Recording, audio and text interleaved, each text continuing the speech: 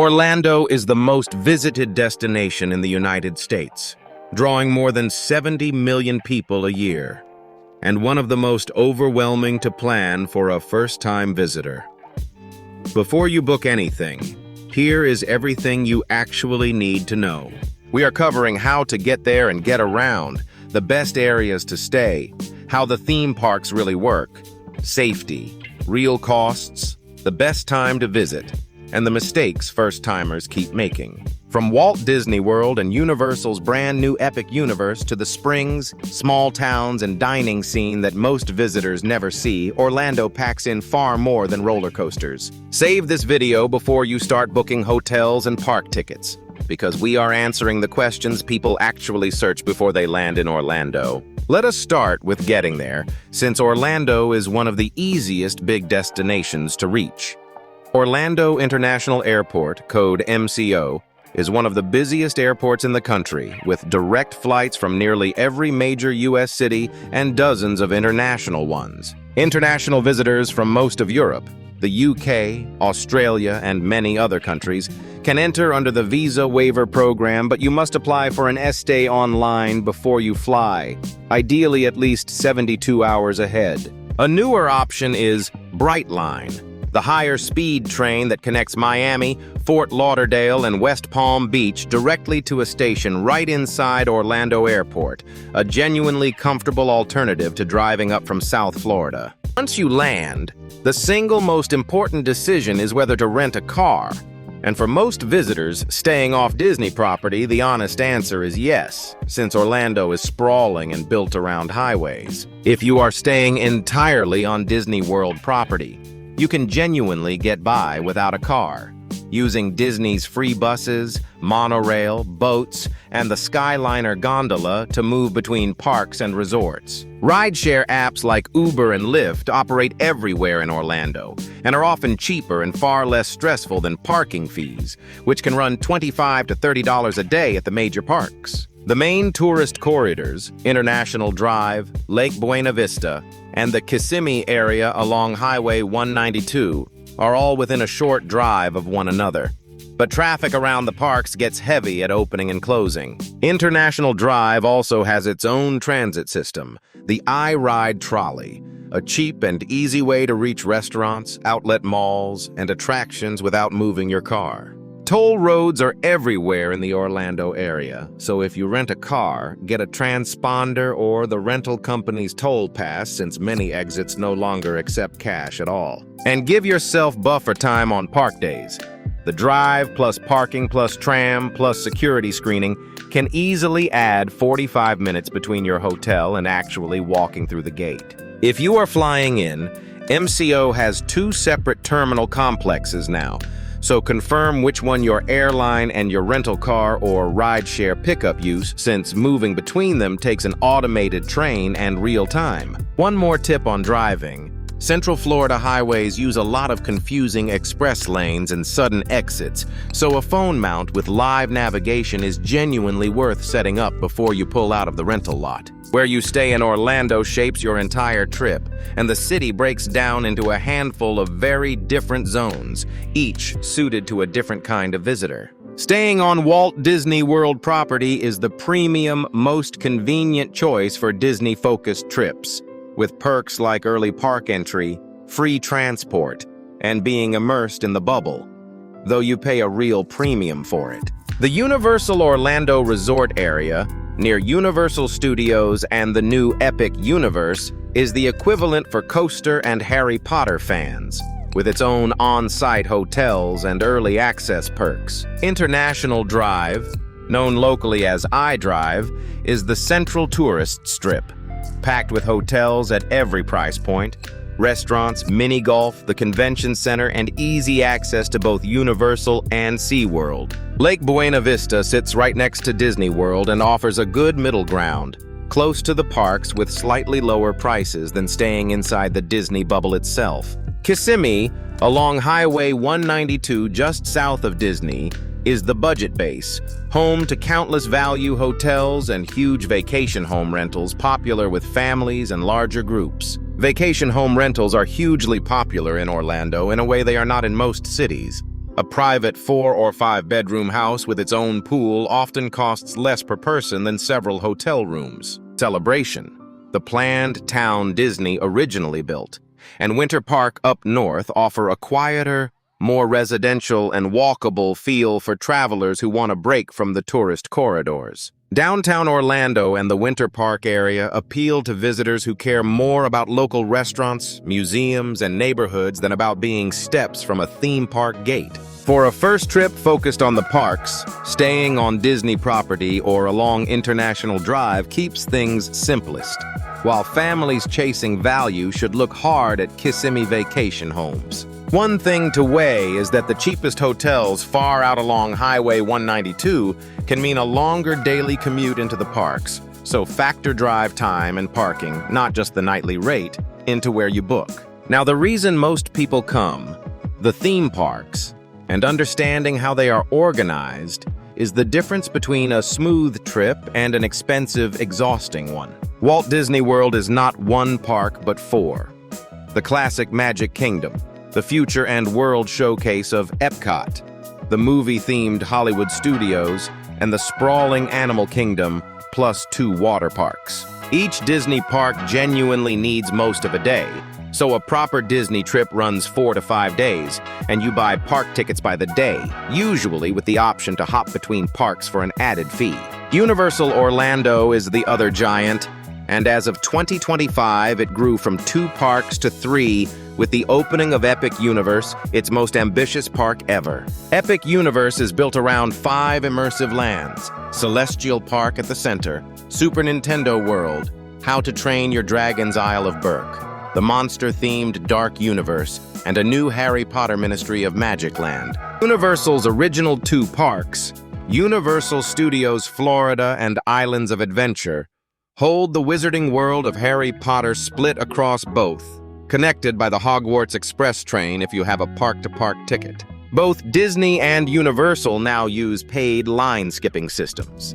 Disney's Lightning Lane and Universal's Express Pass, which can save hours but add real cost, and are worth budgeting for on crowded days. Beyond the 2 giants, SeaWorld Orlando and its sister park Aquatica deliver world-class roller coasters and marine life for often noticeably lower ticket prices than Disney or Universal. Reserving park days and downloading each resort's official app in advance is essential now, since ride reservations, mobile food ordering, and virtual queues all run through those apps. The honest advice for first-timers is, do not try to do everything.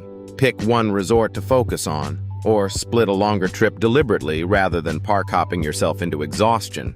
Ticket structures reward longer stays. Both Disney and Universal drop the per-day price sharply as you add days, and Universal now bundles multiple Epic Universe days into its longer 3-day-plus tickets. If your group has mixed interests, remember the parks are genuinely different in feel. Magic Kingdom and Epic Universe skew immersive and family-wide, while Islands of Adventure and the coasters at SeaWorld lean toward thrill seekers. Now let us talk safety.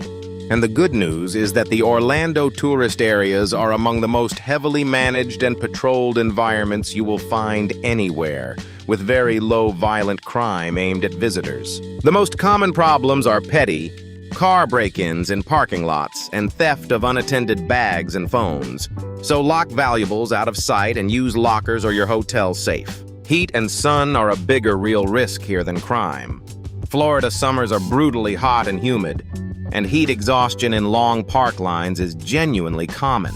So hydrate constantly and take indoor breaks. Central Florida is the lightning capital of the United States, and afternoon thunderstorms roll in almost daily in summer.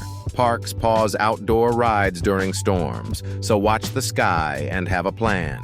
If you rent a car, standard city precautions apply. Keep doors locked, do not leave anything visible inside, and stick to well-lit, populated areas at night as you would in any large city. The parks themselves are extremely secure, with bag checks and metal detectors at entry, and staffed medical stations inside if anyone in your group overheats or feels unwell. Water safety matters too. Florida lakes and springs can carry rip currents at the coast, and rare bacteria in warm, fresh water, so swim only in designated treated pools and monitored areas. Wildlife is part of Florida. Alligators genuinely live in lakes and ponds across the region.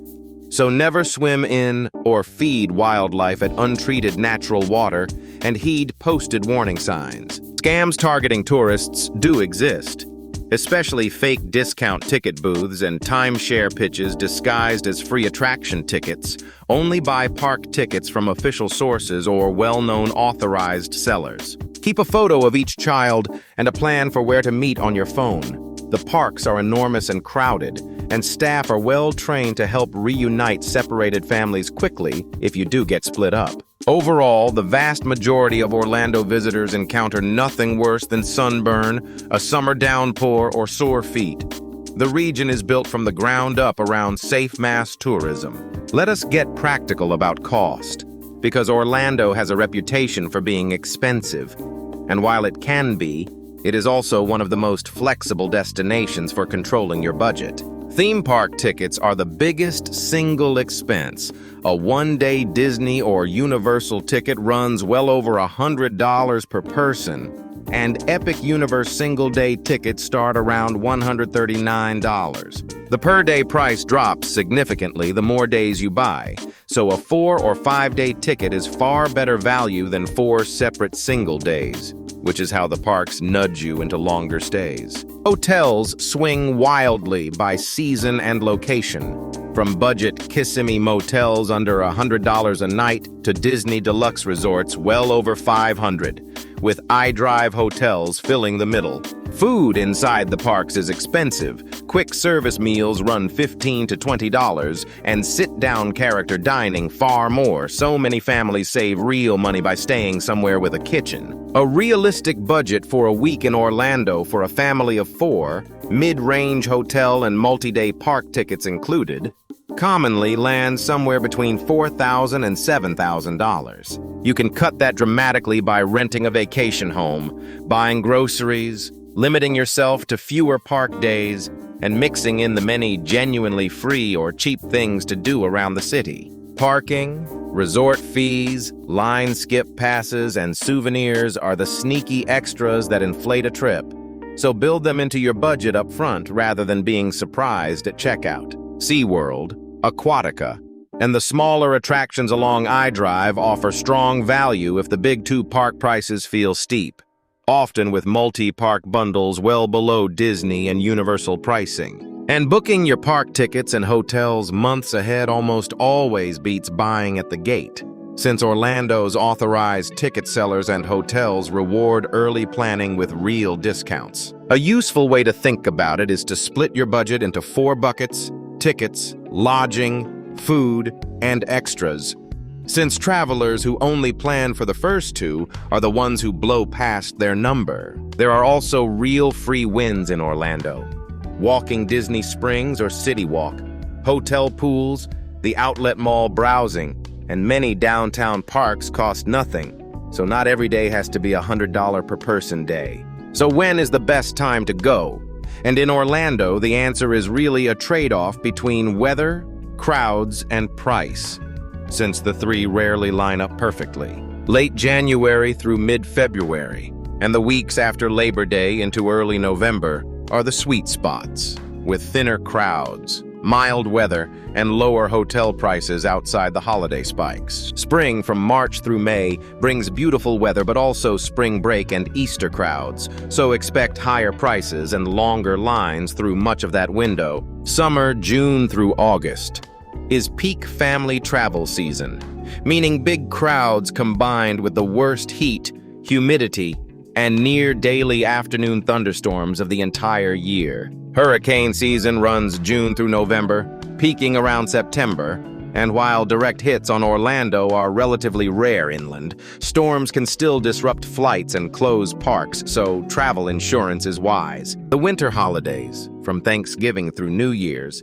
deliver spectacular seasonal decorations and events, but also the single most crowded and expensive stretch of the year. Fall, especially late September and October, is a local favorite, with Halloween events at the parks, pleasant temperatures and noticeably smaller crowds before the holiday rush. If avoiding heat is your priority, aim for the winter months, when daytime temperatures are mild and comfortable and the humidity finally eases off. Weekdays are almost always less crowded than weekends at every Orlando park. So if your schedule allows, build your park days around Tuesday through Thursday. One easy win is to line your trip up with a school-in-session week rather than a break, since crowd levels track the national school calendar more closely than the weather does. Whatever window you choose, check each park's crowd calendars and special event schedules in advance, since a single convention or holiday can swing wait times dramatically. Orlando is far more than theme parks, and building in a day or two away from the gates often becomes the most relaxing and memorable part of a trip.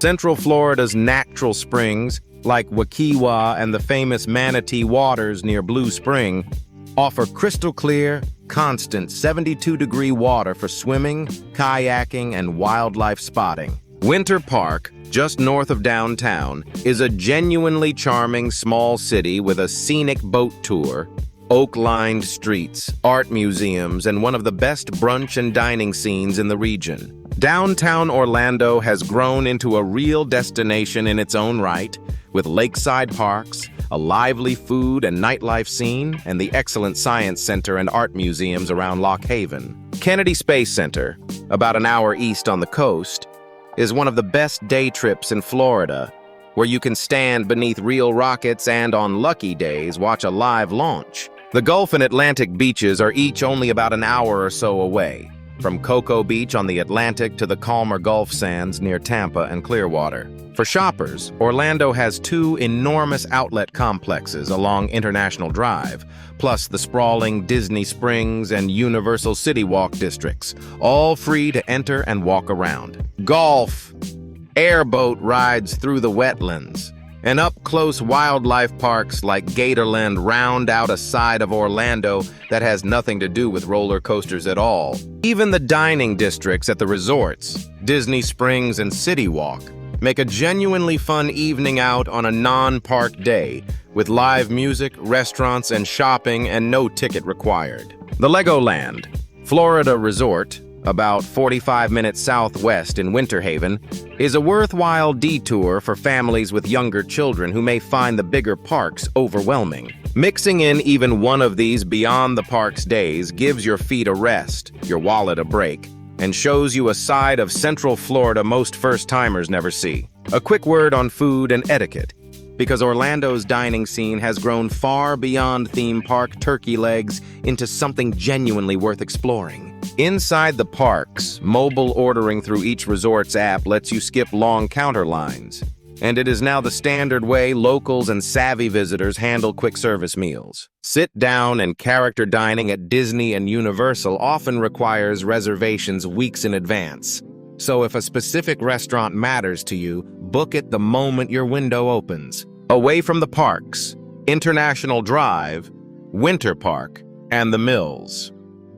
50 District Downtown offer everything from acclaimed Vietnamese and Latin American food to high-end steakhouses. Tipping is expected in the United States, generally 18 to 20% at sit-down restaurants, and a couple of dollars for bartenders, valets, and housekeeping. Sales tax is added at the register rather than shown on menu and shelf prices, so the total you pay is always a bit higher than the number on the tag, a common surprise for international visitors. Portion sizes in Orlando, as across the U.S., are large, and sharing an entree or taking leftovers back to a hotel fridge is completely normal and helps stretch a food budget. Dress throughout Orlando is casual and comfortable almost everywhere, though a handful of upscale resort restaurants do ask for smart, casual attire in the evening. Staying hydrated is part of dining here. Most quick service spots will give you a free cup of ice water on request,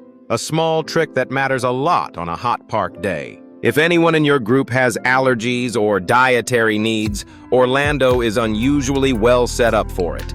The major parks take dietary requests seriously, and most sit-down restaurants can adapt dishes if you ask ahead. And a friendly, patient manner goes a long way with the tens of thousands of hospitality workers who make Orlando run, especially during the busiest and hottest stretches of the day. Finally, the mistakes first-timers keep making, starting with the biggest one: trying to cram too many parks into too few days and burning out the whole family by day 3.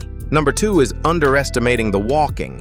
Visitors routinely log 8 to 12 miles a day inside the parks, so comfortable, broken-in shoes are not optional, they are essential. Number 3 is ignoring the official park apps, which now control ride reservations, wait times, mobile food ordering, and line skip passes. Arriving without them setup costs you real time. Number 4 is skipping the free early entry and rope drop strategy. The first hour after a park opens is consistently the least crowded and most productive time of the entire day. Number 5 is not budgeting for the extras. Parking, line skip passes, snacks, and souvenirs quietly add hundreds of dollars beyond the tickets and hotel you already planned for. Number 6 is underestimating Florida weather. Both the punishing midday heat and the sudden afternoon thunderstorms, so pack ponchos, sunscreen, and a plan to be indoors mid-afternoon in summer. Number 7 is buying tickets from unofficial discount booths promising deep savings, which are often timeshare traps or outright scams. Always buy from official or well-known authorized sellers. Number 8 is never leaving the theme park bubble, missing the Springs, Winter Park, downtown, and the coast that gives Central Florida its actual character beyond the rides. Number 9 is not renting a car when you are staying off Disney property, then discovering that ride share and taxi costs across such a spread-out city add up fast over a week. And number 10 is overscheduling every single day. The best Orlando trips build in at least one slower day to rest, swim at the hotel, and actually enjoy the vacation. So who is Orlando actually best for? And the honest answer is that few destinations on Earth work for such a wide range of travelers all at once. Families with kids are the obvious core. No other place packs this many world-class, kid-focused attractions into one drivable area, with infrastructure built entirely around traveling with children. Theme park and thrill ride enthusiasts are equally well served. Between Disney, Universal's 3 parks including Epic Universe, and SeaWorld, serious coaster fans could fill a week without repeating themselves. First-time international visitors do well here too. English-speaking, easy to reach, and endlessly set up for tourism, Orlando removes most of the friction of a first big U.S. trip. Budget-conscious travelers can genuinely make it work, with vacation home rentals, grocery runs, free attractions, and cheaper parks keeping a trip affordable if they plan deliberately.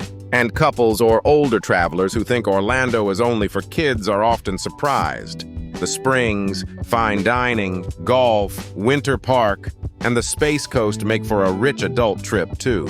Groups and multi-generational trips may be where Orlando shines brightest of all. A single vacation home and a mix of park days and rest days can genuinely keep toddlers, teens, and grandparents all happy at once. If you want a destination that can flex from a pure theme park blitz to a relaxed mix of nature, food, and day trips, Orlando's sheer range makes it one of the most versatile trips in the country. That is everything you need to know before visiting Orlando in 2026. From picking your parks to knowing what to skip. Which part of the trip are you most excited for?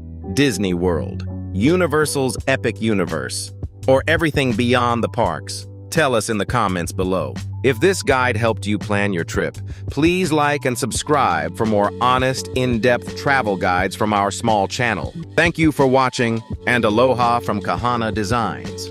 Until next time, safe travels and sweet dreams.